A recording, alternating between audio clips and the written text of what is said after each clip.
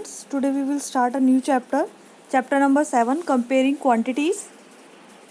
It is the exercise which is depend on proportion ratio. So here we will see what is in this chapter.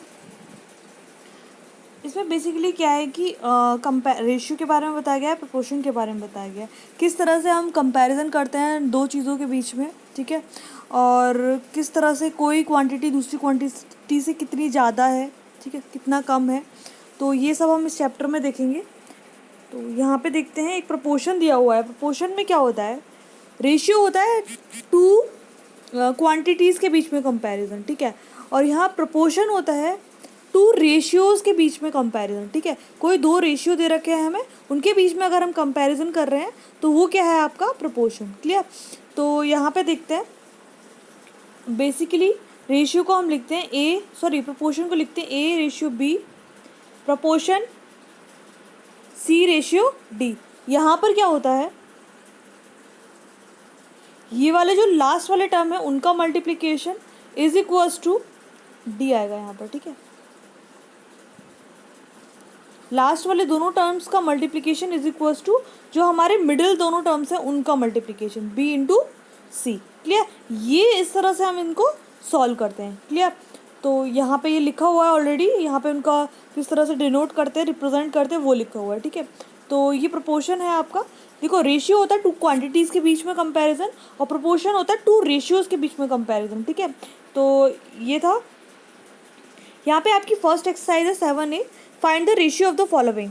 Ratio निकालना है। Ratio निकालने के लिए क्या करते हैं हम, जो हम न्यूमरेटर में क्वांटिटी रखेंगे और जो डिनोमिनेटर में क्वांटिटी रखेंगे, दोनों की ही जो क्या बोलते हैं यहाँ पे यूनिट जो होगी, दोनों की ही यूनिट जो होगी वो सेम होगी, ठीक है। जैसे हमने फर्स्ट वाला पार्ट है 10 kg अपॉन 500 ग्राम, ठीक है। तो इसमें दोनों में ही ग्राम होना चाहिए, दोनों में ही या फिर केजी होना चाहिए, ठीक है। तो 1 kg इज इक्वल टू होता है 1000 ग्राम, यानी कि 10 इंटू 1000, ठीक है। 1 kg में 1000 ग्राम होता है, 10 kg में 10,000 ग्राम होंगे, ठीक है। 500 ग्राम, ये भी ग्राम है, अब ये भी ग्राम है, ठीक है, कोई दिक्कत नहीं है। अब इसको सॉल्व कर लेते हैं, ठीक है। तो देखें यहाँ पर हम अगर हम इसको कट करेंगे 2 0 से 2 0, 5 2 10 2, ठीक है। तो ये कितना आंसर है 20/1। कितना रेशियो आ रहा है 20/1 रेशियो आ रहा है दोनों के बीच में। क्लियर। तो इस तरह से हम रेशियो फाइंड करेंगे। यहाँ पे मैंने सॉल्व भी किया है। आपको बेसिकली रिलेशन पता होना चाहिए दो यूनिट्स के बीच में रिलेशन क्या होता है। जैसे 1 hour is equals to 60 minutes होता है, ठीक है। 1 hour is equals to 60 minutes होता है। तो इस तरह से हम इसको भी सॉल्व कर लेंगे। जैसे 20 मिनट और 2 आवर लिखा है, 2 आवर्स को हम किस में कन्वर्ट कर लेंगे, मिनट्स में, ठीक है। तो 1 hour is equals to 60 minutes, तो 2 hour is equals to 120 minutes. Clear. 2 hour is equals to 120 minutes, ठीक है, 120 मिनट्स। इसको हमने सॉल्व किया तो 1:6 आया ये, ठीक है। आगे देखते हैं 30 days and 36 hour, 30 days and 36 hour, ठीक है। 30 डेज है, ठीक है। तो डेज को एक दिन में कितने घंटे होते हैं 24, ठीक है। तो 30 डेज में कितने होंगे 30 × 24। तो वही चीज़ हमने लिख लिया है यहाँ पर, इसको सॉल्व किया है। क्लियर। आगे देखते हैं question number 2।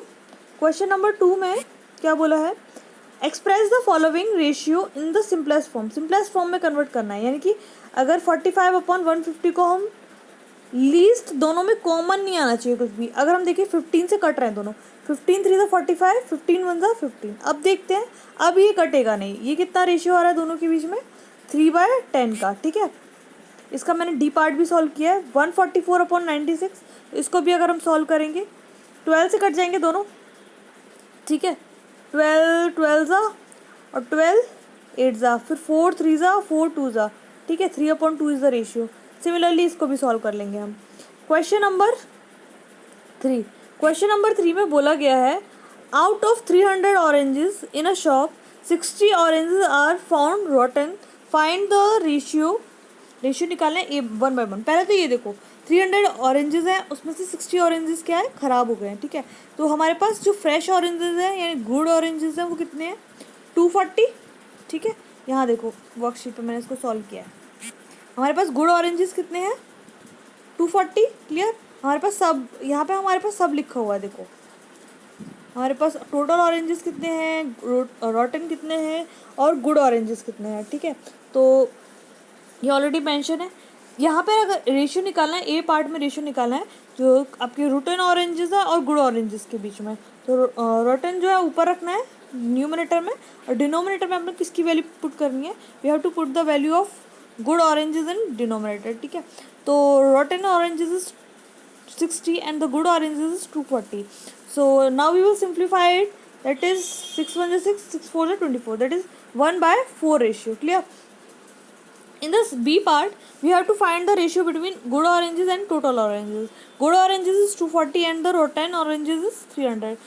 So now we will simplify it and we get 4/5. The ratio between good oranges and the total oranges is 4/5. In the C part, we have to find the ratio between rotten oranges and total oranges. We have to put the value of rotten oranges in the numerator and the total oranges in the denominator. Clear? Rotten is 60 and the total oranges is 300.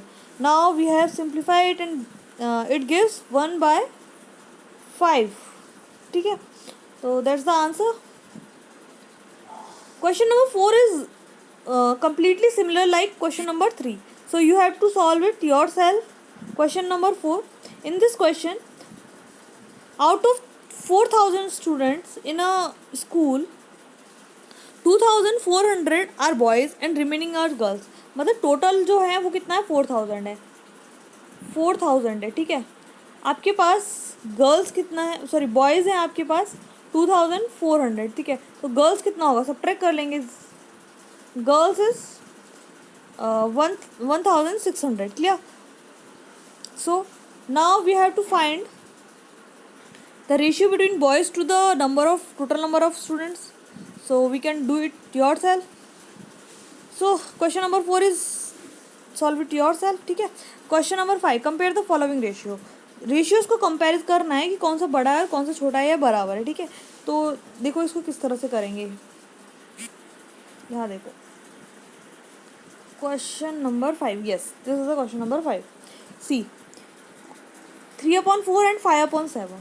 So the denominator are not same both in both these ratios. ठीक, clear. दोनों में ही denominator क्या same नहीं है. So we have to take the LCM of 4 and 7, that is 28. 28 से हम 3/4 में मल्टीप्लाई करेंगे एंड 5/7 में मल्टीप्लाई करेंगे. It gives 21/28. It gives 20/28. 21 लिख गया है नीचे, यहाँ पे थोड़ा इसको करेक्ट कर लेना, दैट इज़ 28, क्लियर. तो 28 आ जाएगा ये. तो देखें तो दोनों में ही कौन सा बड़ा है, 3/4 is greater than 5/7, clear. Similarly इसका डी पार्ट भी मैंने सॉल्व किया है, ये आप खुद देख लीजिए किस तरह से सॉल्व किया है, बहुत ईजी है, ठीक है. और ये आपकी एक्सरसाइज थी 7A. इसके क्वेश्चन नंबर हम 5 तक कर चुके हैं.